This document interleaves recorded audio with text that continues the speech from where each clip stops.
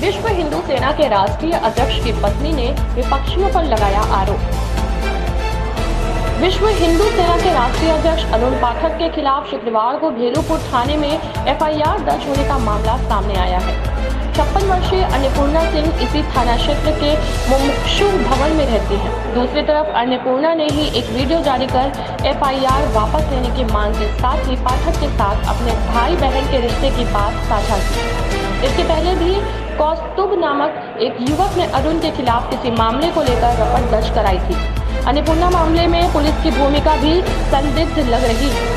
बता दें कि अरुण पाठक ने एक वीडियो जारी कर इस एफआईआर को फर्जी और अपने खिलाफ षड्यंत्र बताया है। उन्होंने कहा है कि विरोधियों को मेरा जेल से बाहर आना अच्छा नहीं लग रहा, इसलिए वे उल जुलूस मामले में मुझे फंसाने की साजिश रच रहे हैं। वहीं अन्नपूर्णा ने वीडियो में कहा कि कौस्तुभ कुछ पुलिस वालों के साथ मेरे घर आया था।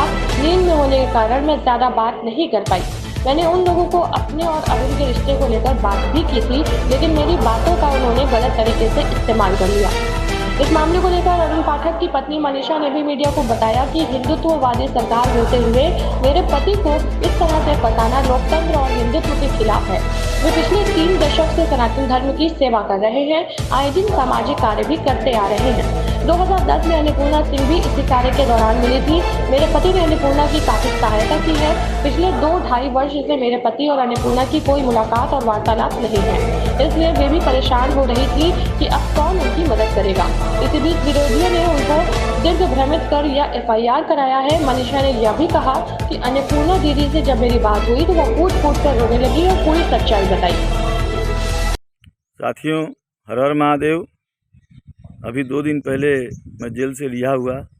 मेरे ऊपर तमाम फर्जी मुकदमे लादे गए। कल रात को फिर पता चला कि एक एफआईआर मेरे खिलाफ एक ब्लाइंड महिला से कराया गया है, जिनसे मेरा भाई बहन का रिश्ता है। 2010 से मैं उनको जानता हूं और मैंने उनका सेवा सत्कार जो भी हुआ हमने किया है। जब पता चला तो उनसे पूछा गया तो उन्होंने वीडियो जारी किया है, वो भी मैंने शेयर किया है। तो इस तरह से मेरे साथ अन्याय हो रहा है, अत्याचार हो रहा है। और मेरा दोष यही है कि मैं हिंदुत्व के लिए लड़ रहा हूँ, किसी पार्टी में नहीं हूँ, किसी संगठन का कार्यकर्ता नहीं हूँ और स्वयं एक संगठन बना के कार्य कर रहा हूँ और हिंदुत्व के लिए आवाज़ उठा रहा हूँ। बस मेरा दोष यही है कि मैं सत्य बोलता हूँ। हिंदू हृदय सम्राट बाला साहब ठाकरे का शिष्य हूँ और हमारे गुरु ने हमेशा कहा था कि गलत चाहे जो भी करे, कितना भी बड़ा हो, उसका विरोध करना चाहिए। तो विश्व हिंदू सेना के बैनर तले गलत करने वालों का विरोध किया गया, हिंदुत्व के खिलाफ बोलने वालों का विरोध किया गया। माँ सिंगार गौरी का आंदोलन 33 सालों से मैं चला रहा हूँ, सबको मालूम है। तो मेरे साथ अन्याय अत्याचार हो रहा है, इसका प्रतिकार न्यायालय में हो रहा है और माननीय न्यायालय पर मुझे भरोसा है और बहुत जल्द सबका सच्चाई सामने आएगा। मामला ये है कि गत 2 वर्षों से मेरे पति जो हिंदूवादी नेता हैं वो हिंदुत्व की लड़ाई लड़ रहे हैं। अपने बाल बच्चे बीवी माता को छोड़ के संघर्ष कर रहे हैं और उसी दौरान पुलिस वालों ने अपना काफ़ी उत्पीड़न किया, फर्जी मुकदमे लादने की भी कोशिश की है। और जैसे आप लोग को पता है कि 8 अगस्त को उनको श्रृंगार गौरी के मुद्दे पर अरेस्ट कर लिया गया था और वो रिहा भी हुए हैं 2-3 दिन पहले। और उसी के बाद ये लोग ढूंढ के लोगों को फर्जी मुकदमे लाद रहे हैं। अभी फ़िलहाल अन्नपूर्णा दीदी, जिनको इन्होंने गोद लिया था 2010 में, बहन मानते थे, वो उनको राखी बांधती थी, उनके पास भी ये लोग गए थे कि आप मुकदमा दर्ज करिए और हम लोग गवाह पेश करेंगे।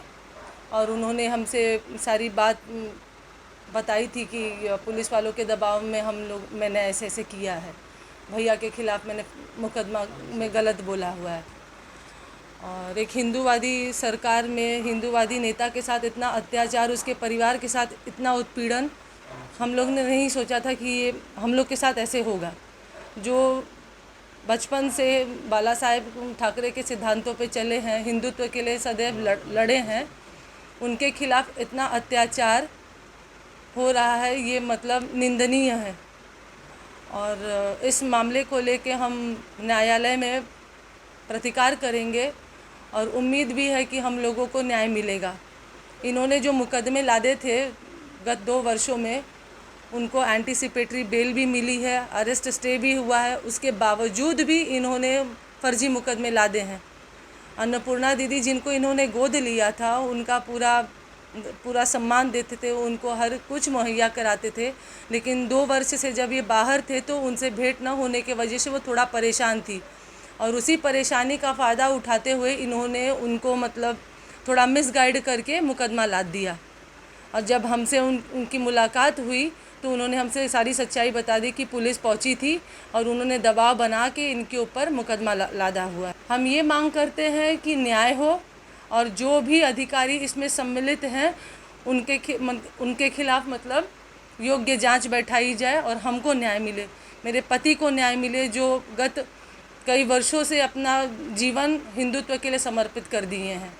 तो उनसे हमारा जो 2010 में मेरे पति जब रहते हुए उनसे हमारा संपर्क हुए, मेरे पति के साथ वो मिलते थे और हम उनको राखी बंधे, तो मेरे साथ उनका कोई ऐसी बात नहीं है कि झगड़ा और कुछ नहीं था। उन्होंने मुझे सम्मान दिए और जब मैं उनके वहाँ जाती थी वो हमें आदर सम्मान खातिर करते थे।